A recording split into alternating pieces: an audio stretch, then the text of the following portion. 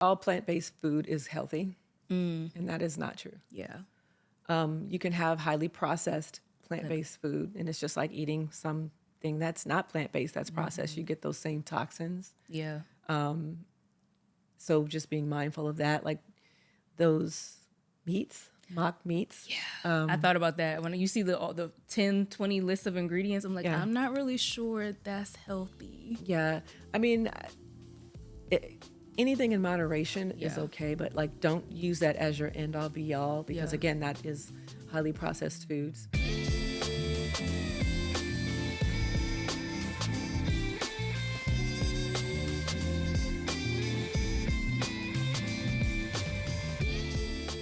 Hey guys, welcome to another episode of the Kickback with Keri podcast. I'm your host, Keri Henderson. And today we are kicking back with Camille Hardy. She is the founder and creator of Chunky Vegan, which is a groundbreaking, right now it's baby food, but it really can be for multiple palates of nutrient-rich, plant-based food. And we're talking all about why this company is revolutionary, changing baby food. And I'm excited to introduce you to her and her products. So, hey, Camille, Hi. welcome. Hi, thank you. Thank you for very being much. here. Thank you for having me. So before we started, myself and behind the scenes back there, Kyle, we tried Chunky Vegan, and I can attest you guys, it is very good. Your little ones will love it. And I wanted to know from you, because I've read, the story, I've seen, Loudoun County, different events, competitions, award nominations. What inspired you to start Chunky Vegan? Well, it actually started, it dated back, let's go back to 2020. Okay. My husband and I moved here from Southern California, which is where where we we met, Yep. right? We met in Cali. Yes, we did. And we moved here to be closer to his parents. But when we moved here, it was about, maybe we were here for a week. Yeah. And 1 week into us being here, that's when the shutdown happened. And then that's also when we found out that we were expecting. And so fast forward to, he was born in September of 2020. And that is actually my inspiration because when he transitioned from nursing to eating, there just weren't any options that I was actually satisfied with feeding him. Yeah. And things being shelf stable with organic labels just is a contradiction to me with a 2-year Expiration date. Yeah. Like, and it's organic. So Organic that's doesn't just- last that long. No, right. that's not how food works. Right. So that just wasn't cutting it for me. Yeah. And so what I started doing was I just went to the produce aisle of the local grocery store and started making food for my son, myself. And then I started to ask myself, well, where's this food being sourced from? I don't know where they're getting this food and how it's being treated chemically. So coming from California, we're not surrounded by farms, but Yeah. I am in Virginia. So I'm based in Leesburg, Virginia, and we have all sorts of farms around us. And so I started going to the local farms, and then I started sourcing produce from them. But I started asking them, well, how are you treating? And is this food chemically treated? Some would say yes, and as they would tell me that, then I would narrow down my resource pool to find farmers that were organic, Yeah. which are very few and far between, unfortunately. But I did find them, and it was really difficult to do that. It was okay to make my son's meals while I was on maternity leave. Yep. But when it was time for me to go off maternity Yeah. leave, it was just daunting to do that meal prep and try to get his meals ready and making sure that, it was what I wanted him to eat. So then I started asking other parents, like, what are you doing? Because I was exhausted with a newborn. What are you guys doing? What meal services are you using? And then they gave me a few, but they're essentially in the same boat where they weren't really happy with the food options they had, but that's all that was available. So that's what they had they had to resort to that. I ordered some, and these other food companies, the meal service companies online, you have to order at least 24 meals to make sense to ship. And I don't know what this food tastes like. So I ordered all of this food. I tasted it. It tastes horrible. My son wouldn't eat it. And so now I'm in the hole. So then I just went back to making his food myself. And that is literally how it started when I was making it myself for him. and I narrowed down my list of farmers. Then I started playing with recipes. And other parents the circle of parents that I actually tapped into, one of them I said, I made some excess. If you want, you can Try come and it. get some. Yeah. And she was like, oh, perfect. That's just one less thing. So she tried it. She's like, my baby loved it. If you're making some more again, like, can you, I was like, well, it's not like I'm doing this for like a business, but then she really liked, she's like, I'll pay you for it. And so I'm like, well, let me just really understand what is the need here? Like what's going on? So I started tapping into this industry as a whole and found that there's a huge gap in terms of offering a product that's end to end, that's intentional with where the food is sourced, how it's packaged, how it's prepared, and then distributed. There wasn't really one that I found that touched on all of those marks. And that's what I was looking for. And so that's how Chunky Vegan was born. That's a long story, but that's okay. Long Listen, answer, but that's why you're here. I want the full story. We want the full story of how that started, because I'm always curious how people start their business, and usually it's like, oh, there's a need that they needed it themselves, right? That they're filling the void for themselves, or they did something and someone else was like, hey, have you thought I'll pay you for this? Or I'm looking for the same thing. So it kind of sparks the idea, because you weren't thinking about it. You just knew you had a need. But then someone else is like, I'll pay you. You're like, there might be something here. Yeah. Well, by trade, I'm a business technologist and a business development executive. So those things started to really tick and turn on. And so I really started to do a lot of that research and start formulating, okay, this is a concept that we can actually, look into, and it's feasible to actually go into this business. Because I was going to ask you, based on your background, how have you seen that show up, in this business, right? But given your business background, when you talk about finding these farms, because I love that you look, I'm very big now on like, let's shop local, let's shop small, let's go to farm. How can I learn how to grow my own food? When you were researching the different local farms, how did I know you were searching for yourself, but once you started to have this idea for the company, what did that partnership with these farms look like to be able to have, this ongoing partnership to source food for Chunky Vegan? It really came in the form of, I'm on the ground. So I go to these farms, I'm talking to the farmers, I'm walking the farm. They're telling me what their practices are, how they cultivate their crops. And sadly, these local farmers are having a really tough time staying in business and continuing to be able to harvest their crops because corporations are buying up the properties and just kind of really squeezing them out. And so it's really like cross-promotional where, I'm actually promoting these farms, doing business with them, and hopefully directing other business and traffic to them as well.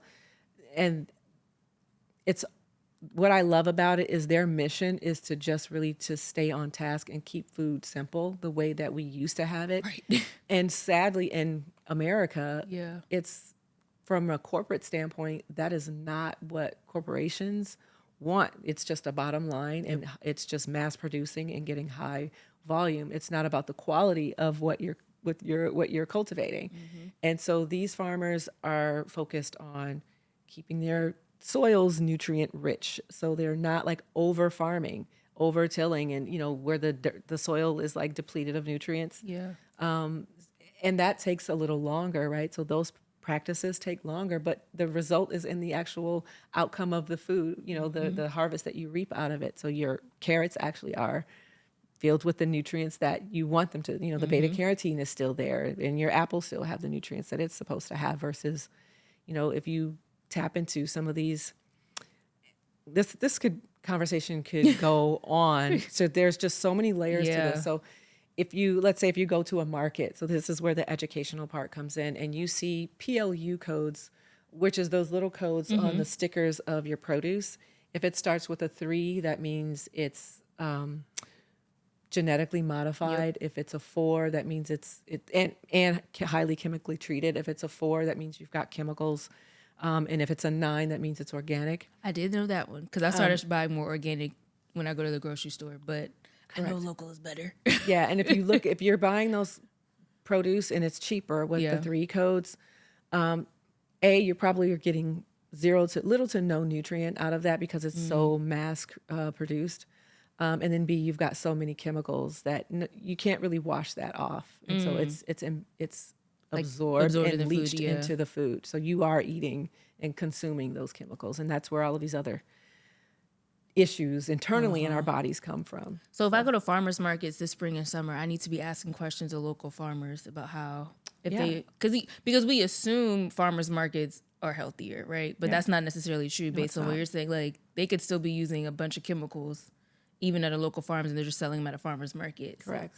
okay, well, And I'll be asking questions this spring and summer. Even here we're allowed, Yeah. the FDA allows organic farmers to use a certain level of chemical on their products. So we have allowances here in this country that no other country Right. will allow, and that will, they won't approve. So we do follow UK standards in Oh, nice. the foods that we Yes. do source and our practices, because they exclude a lot of the things that are allowed here. Yeah. What was one of the biggest challenges you experienced when you decided, okay, I'm going to go all in, we're going to start this company? What were some of the challenges you faced starting and launching the business? Number one challenge that bigger corporations they are hesitant about is the fact that we are not shelf stable, that the food is perishable. They want a product that can sit on the shelf to give buyers a longer period of time to purchase. So if it's, real food, true food it spoils. You can't sit a fresh head of lettuce on the table for 2 weeks, 2 months, let alone 2 years. So they want something that they can sit as long as possible so it has the highest possibility of selling. So, and I'm not going to compromise. That is the whole purpose of Chunky Vegan. Right. Because if we're starting to become shelf stable, that means we are just like everybody else. Yep. And we are no different than any of the other products that you see on the shelf. So we want to offer food that's fresh because those fresh meal options have enzymes in them that our bodies need. And the longer it sits, those enzymes die off. So, they break down and you have less nutrient density in that, whatever that meal is. So we want babies, and for anyone for that matter, so anyone eating the product, specifically babies in our case, we want them to be able to take advantage of the nutrients in its freshest form at the peak of harvest. And we a lot of the profiles that we have is it's when it's at its peak. So where you won't see us having strawberries in our recipes or in our ingredients if it's out of season in the fall, because strawberries are not naturally in season. They're going to be bitter, or it's just not going to be at its freshest or at its ripest, sweetest. So we want to make sure that we highlight those fruits and vegetables in their peak season. Yeah. Do you get that type of feedback from other parents? Like, I know you've done like farmers markets and smaller events where people can come taste the product like we did before and buy the food. Have you gotten that type of feedback too about it not being a long shelf life? Or do you find more parents are looking for?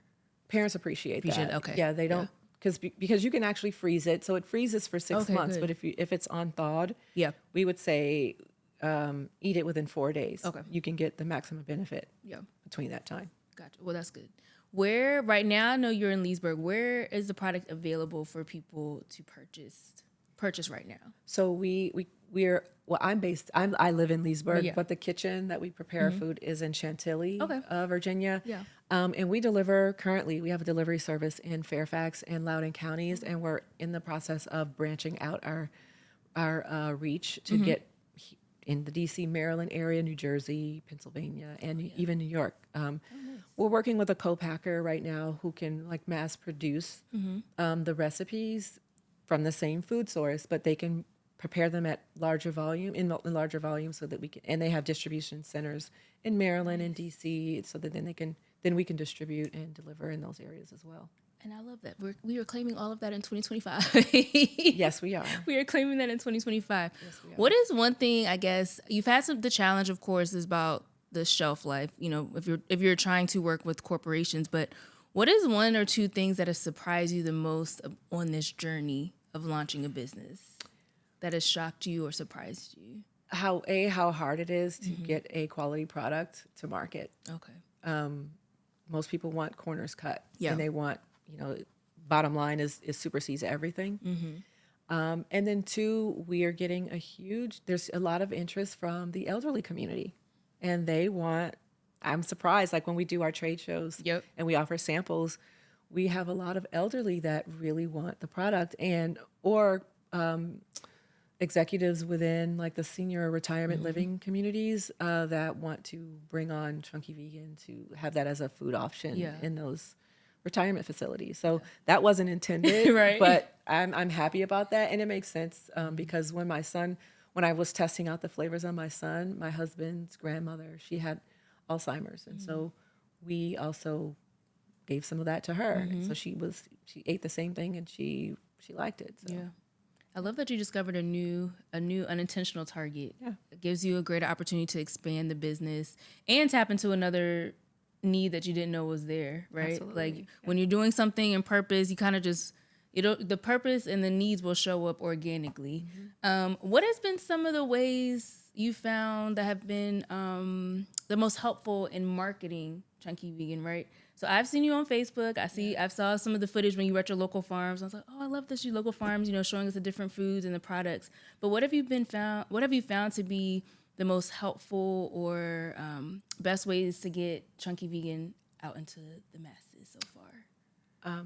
I think the endorsements from the people who taste it, from just any adult, anybody who tastes the product to get behind it and to endorse it. Of course, children. Yeah. I mean, we love to get those reactions from kids when they're eating, but anybody who's tasting the product to just endorse it. We implore like the parents before any parent, before you give your child anything, to eat it first. Yep.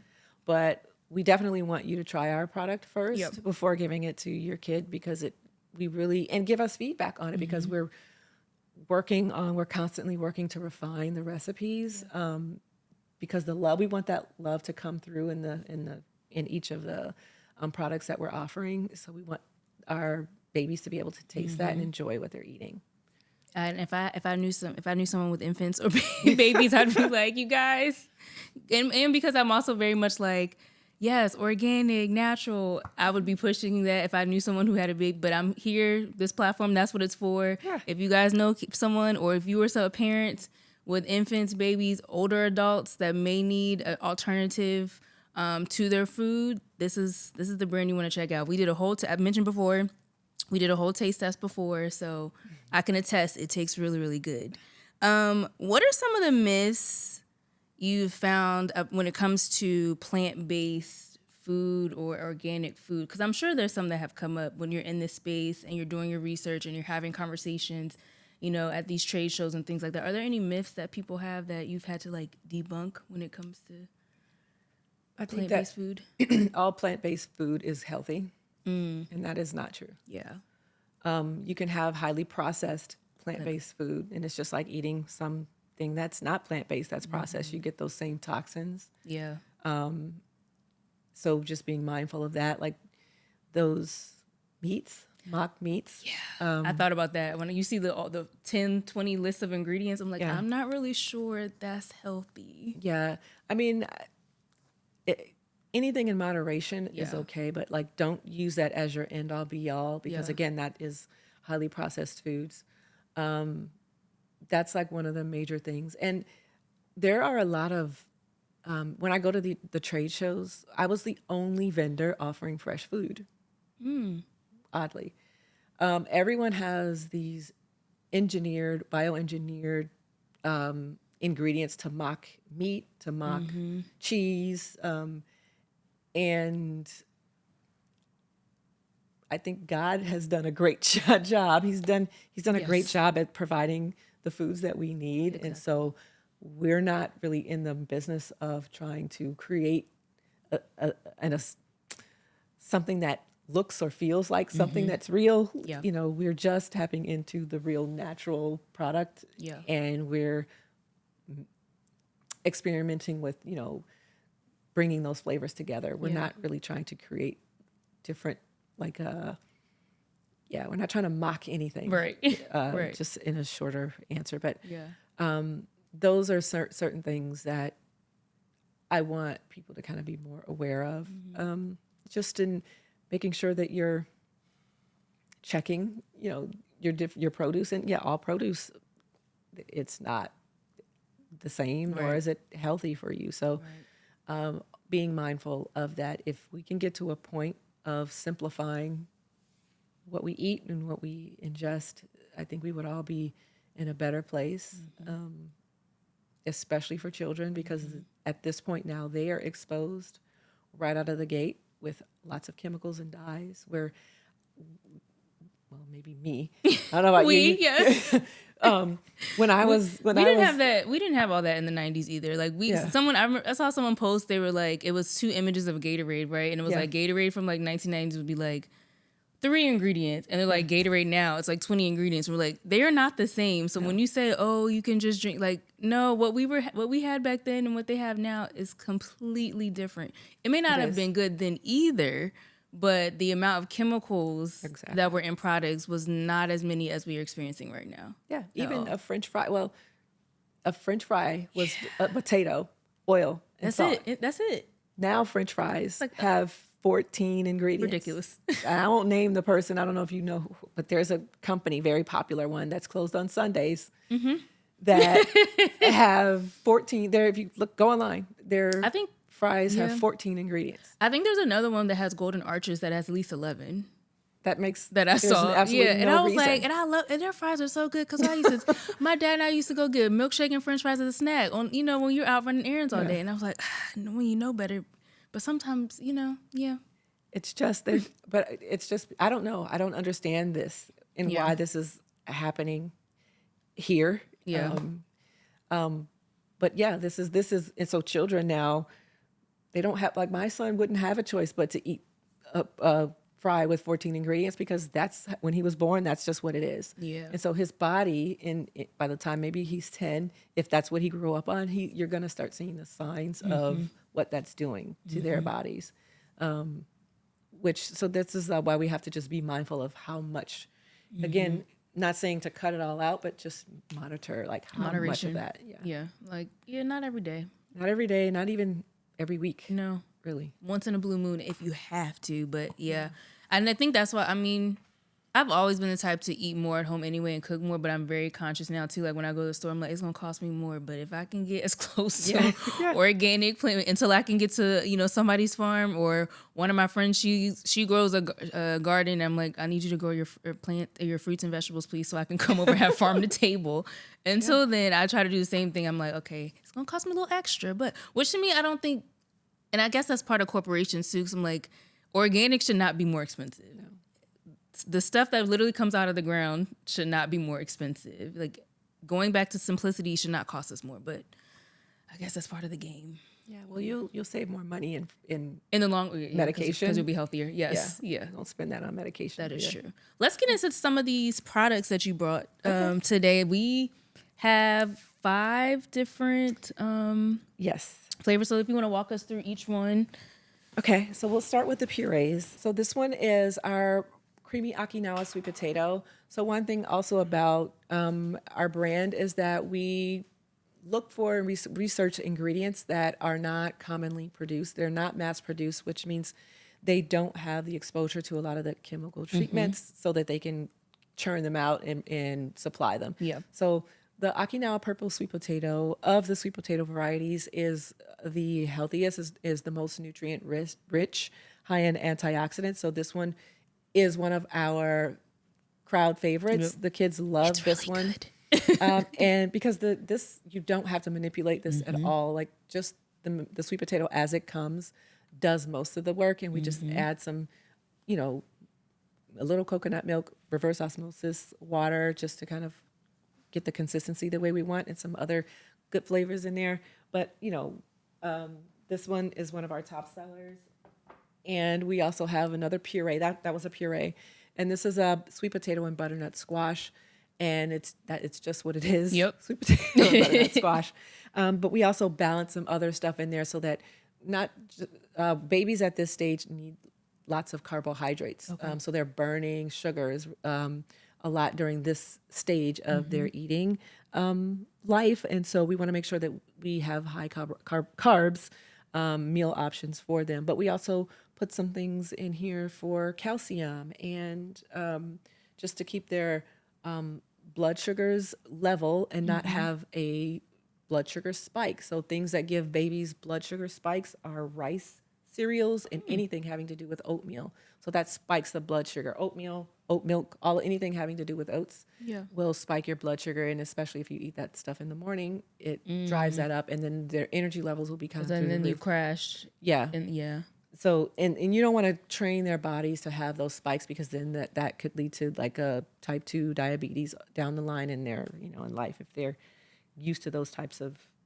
foods, right? So we don't use any rice or oat grains in any of our recipes. Gotcha. Here's another one. It's a black bean and purple Okinawa sweet potato. Again, so we infuse the purple Okinawa sweet potato with the black bean because of the color. And we can get those antioxidants in there. So we are all about nutrient-rich density in every one of our meals. So whenever we can pack in some more vitamins, minerals, nutrients, we're doing that. And then we have quinoa here because quinoa gives the protein that they need to just, for muscle growth and development. This is the same consistency. It's a coconut curry lentil. So lentils, we've got protein and iron, and the coconut, of course, that's good fats. And then we infuse this with vegetables, which they don't know. So you get a lot of green vegetables infused in here. Gotta sneak them in there. Yeah, we sneak that in this one, and we sneak them in another one. So they're getting, some good omega-3, some protein. They're getting iron, magnesium, and some good flavor, right? So, and this is not a typical flavor. Yeah. So we want to train their palates to have to be diverse, but also have an awareness for freshness, right? So everything that we put in here it's all fresh. And typically when we get food off the farm, let's say if we get it off the farm on a Tuesday, we're making it into our meals on a Thursday, and then we're selling. So our kids, our customers will have a food that came off the farm within like 48 hours, prior coming off the farm. So it's really fresh. And then the last one we have, this is like, we are terming this a solid because it's called spaghetti and veggies. We do cut the spaghetti up into smaller portions so as not to, cause any choking hazards. But it's just very thin spaghetti noodle of fresh tomato that we peel and de-seed. None of us, adult, baby, or otherwise, we're not able to digest tomato peelings or seeds. So if you're eating tomatoes, just to know this. And so we take those out. I did not know that. And I just had tomatoes yesterday, and I'm Seeds, like, oh, I learned something new. Yeah, the seeds, our bodies, it doesn't, I'm sorry, the peel, our body doesn't even digest, we just pass. But the seeds contain lectins, and that can cause some gut disruption. So we just remove that. So that's where just making sure we're adherent to the sensitivities of infants. We take that out. And then we also infuse this with tons of green leafy vegetables, so we can get those leafy greens in there. And we use oyster mushrooms for a consistency for meat, but you also get like some protein in there, and magnesium and all of the other things. So this is what we are currently. These are our 5 best sellers, and this is what we.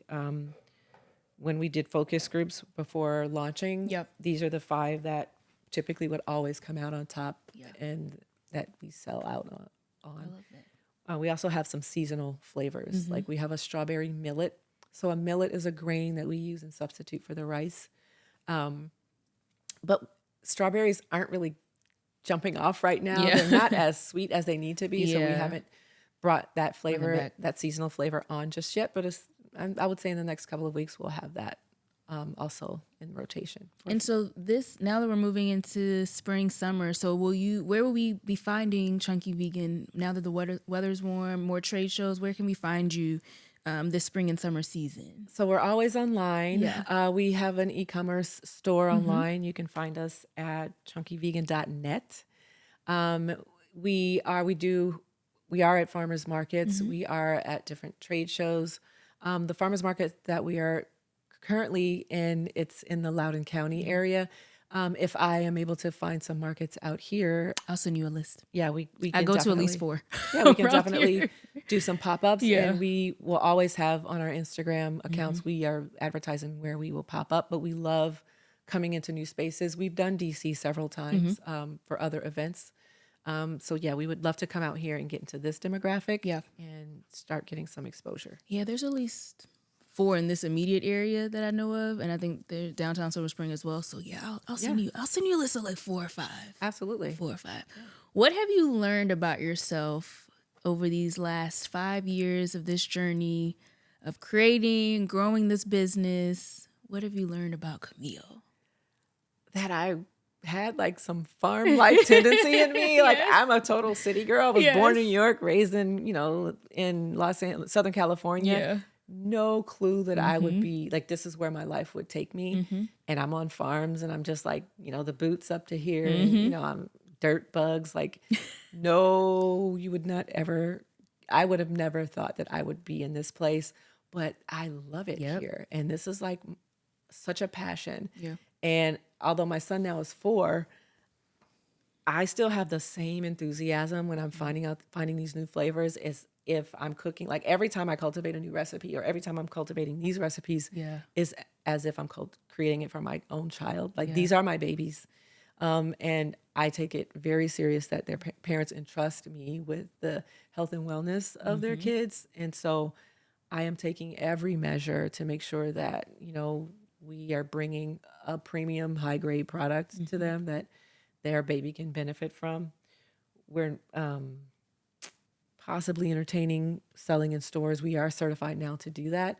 Awesome. So that may be another outlet. Yeah. We just have to figure out the right, partnership with the right store. Yeah. So yeah. And aren't you also training a nutritionist certificate? Yes. Did I see that online or in the bio? Yeah. Yes, I am training to be a functional nutritionist. Yes. That's in important. I'm in That's school an achievement. For that. I haven't, you don't talk.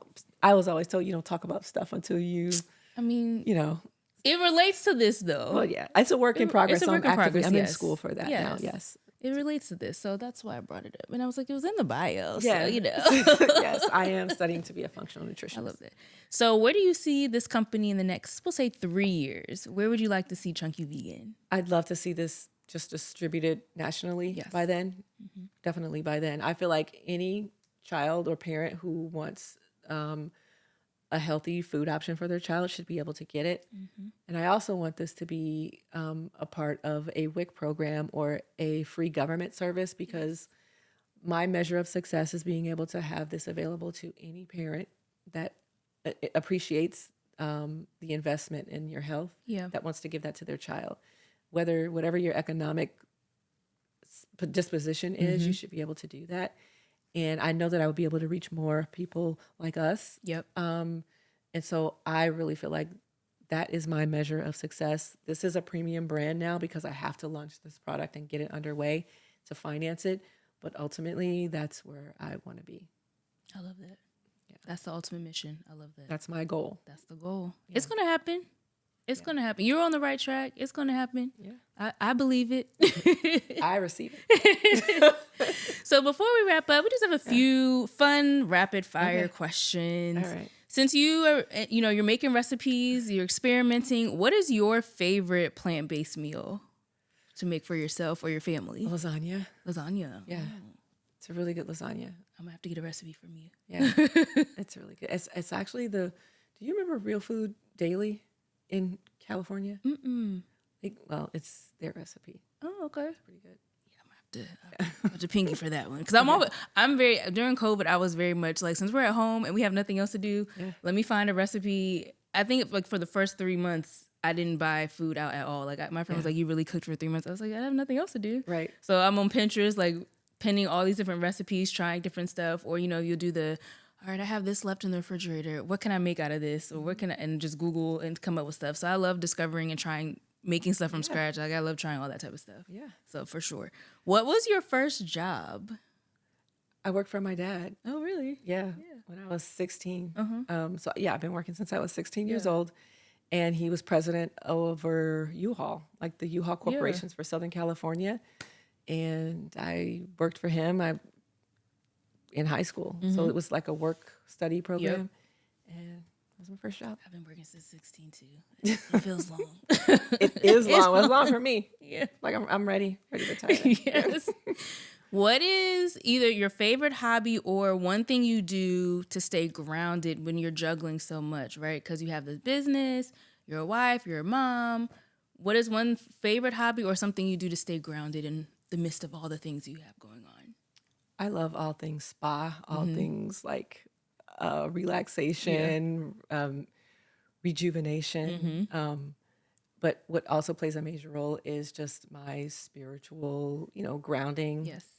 I am a Christian. Yes. And so just meditating on that and just making sure that I'm walking in my purpose and whatever God's will is for me, and just trying to be as connected to that as possible keeps me very grounded and keeps my perspective where it needs to be and my humility in check.